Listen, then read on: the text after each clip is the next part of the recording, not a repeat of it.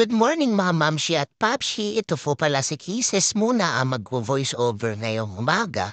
Samahan niyo po kami sa aming daily walkies. Punta po kami sa open space para doon ang aming pagpupo. Siyempre, madaldalang daspan si Papshi. Makikita niyo po dyan, bilis ko na maglahad kasi talagang pupong-pupo na ako. Pero, sa dadaanan namin mga bahay, kailangan muna namin maghingay. Inggitin namin yung mga doggies.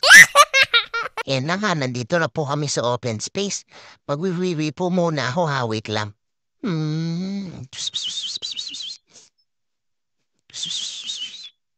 Ayan, patapit na po ako matapos. Pupunta naman po kami doon para magpupo na si Meiji. Ayan, sasaluhin na ni Papshi. Nasalo na nga ni Papshi, so it's my turn. Ayan, wait lang po.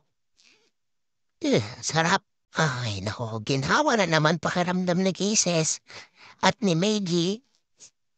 So ayan, every morning nandito kami sa open space.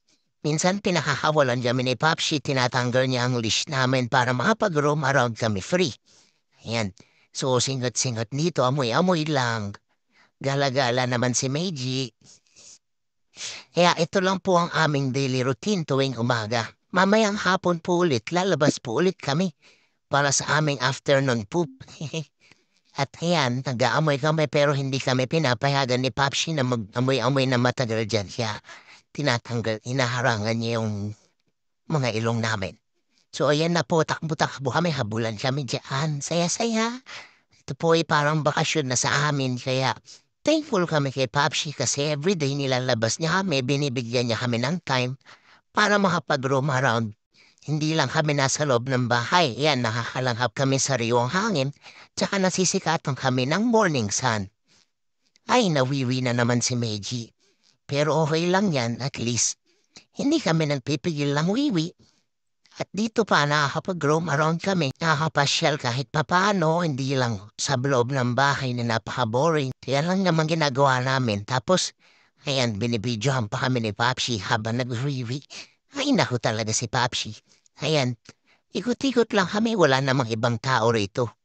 Yun nga pala, kaya dinadakot yung pupo namin kasi may mga bata nagpe-play dito. At syempre, gusto namin malinis yung playground at hindi nila matapaan ang pupo namin. Ayan nga si Papshi, nagayos pa ng basurahan. Kasi kinalat ng mga ibang dogo. O ng mga ibang batang naglalaro.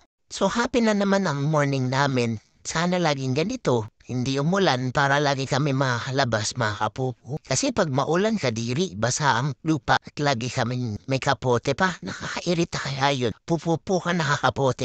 Don't worry mga best friend, pag uwi ng bahay may nakaredy ng wipe sa cleansing foam para malinis pa namin. So yun lang, bye.